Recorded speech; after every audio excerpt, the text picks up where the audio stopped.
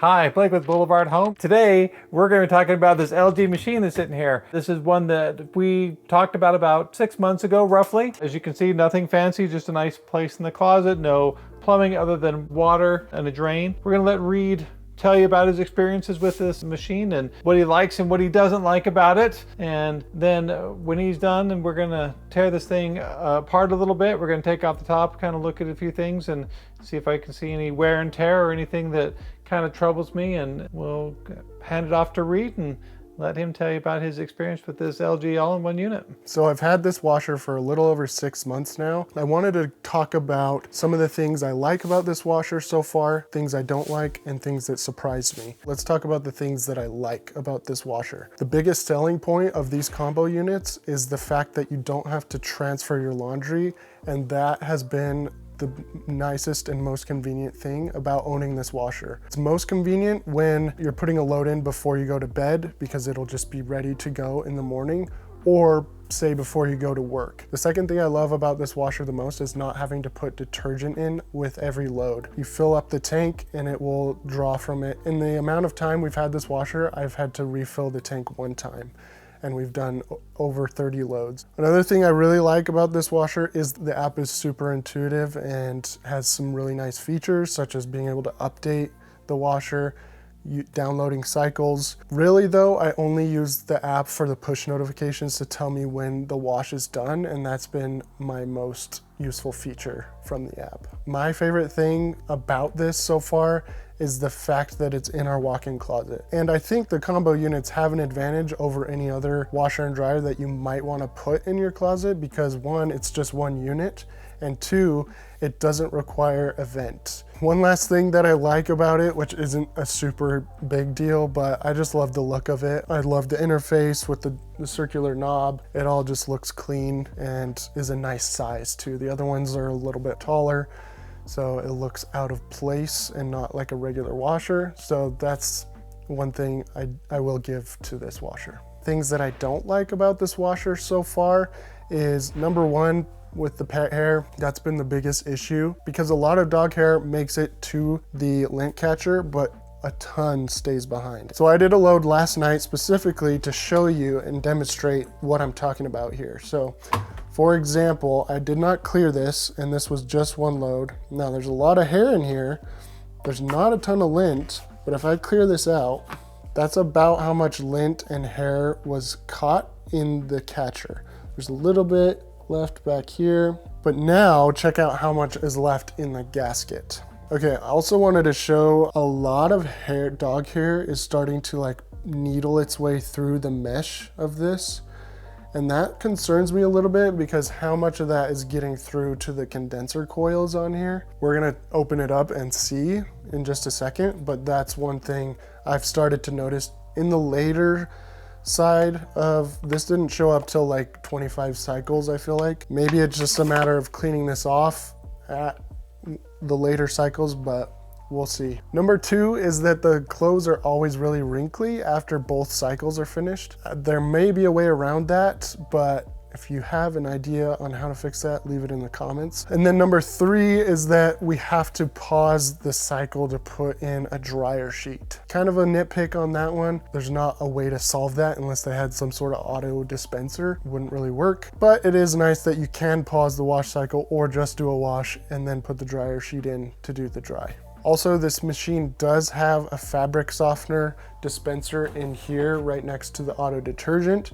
So you can put fabric softener in, which is fair, but for those who like to use fabric sheets, you don't really have that option to auto go to the next cycle. On a positive note, what shocked me is just how well this thing is balanced. I took some footage of me touching the rubber feet on this while it's in full spin, and I can't even feel the vibration from the machine operating, and it's super quiet as well. That's the other thing that shocked me, is just how quiet this machine operates. If we're sleeping and it's operating in here, you can't even hear it.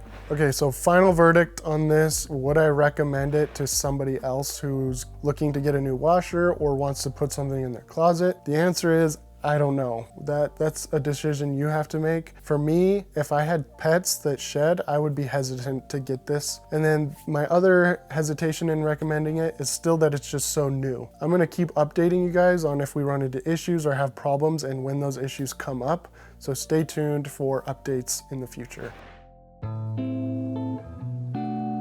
All right, now we've got the top of this taken off. Now, a couple things I do not like. One, these little stickers.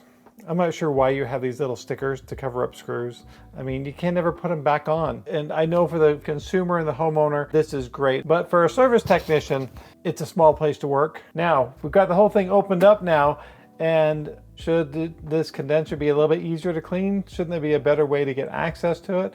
I would hope there would be. On this, we have a cover that is covering up your evaporator and your condenser assembly right here.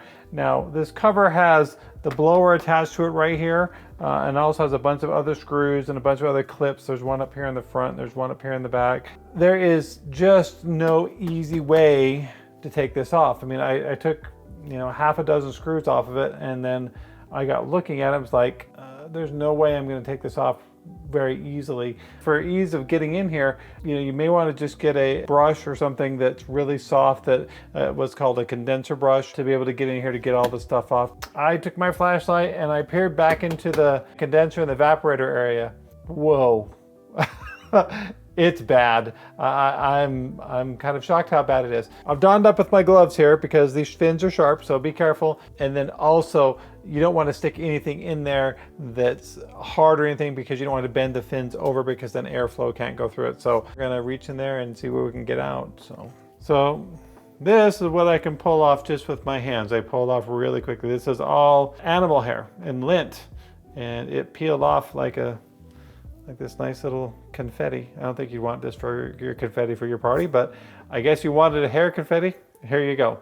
But this is pretty disgusting. It's wet and it's sticky. And this is definitely gonna cause you some dryability issues with this unit, with all this pet hair on this. So, okay, let's turn this a bit further and see what else we can find. We talked about this filter being earlier. They clean this and the stuff in it. I'm gonna be straight up honest with you. It is clogged. You're gonna say, well, gosh, all the stuff is off it. You're right. But if you look through this, you can't see much through there. It looks like a big foggy mess. Inside of these fibers is built in lint, and then also pet hair, and probably also some stuff from the fabric sheets.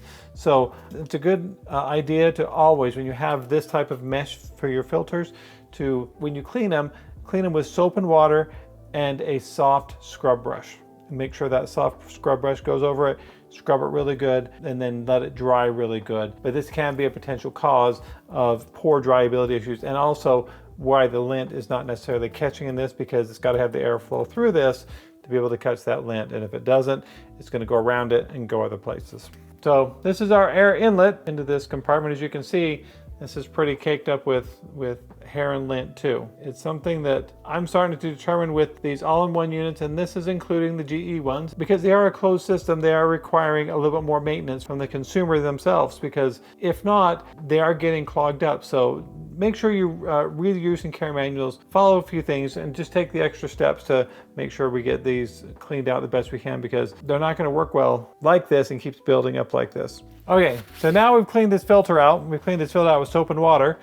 Now you can see the difference. Now it's not going to be perfectly clear, but at least you can make out what's behind there, instead of before you couldn't make out anything. So your filters should look like this. Always make sure you clean your filters 30 wash loads at the very least, 30 drying loads or washing loads, depending on if it's a washer or a dryer. In this case, it's both.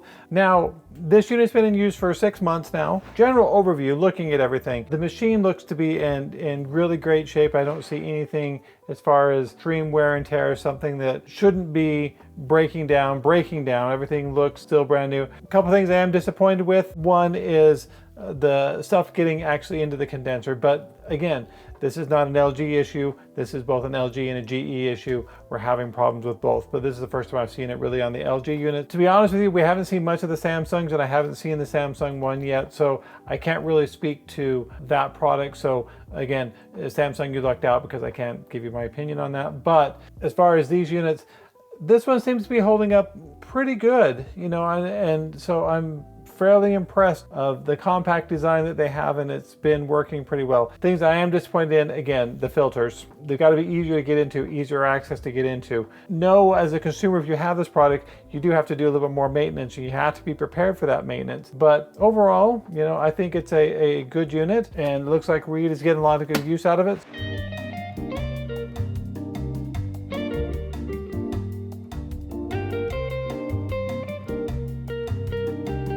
So you don't have to take the top off to do what we did. Now, don't misunderstand. This is, you know, we took the top off because I wanted to look at the machine as a whole overall to make sure that everything else is looking good. But as far as doing this, you don't need to do what we did to get down into where we were. Simple process, one screw, remove a sticker, and then prepare now to put that sticker back on because it won't stick anyways.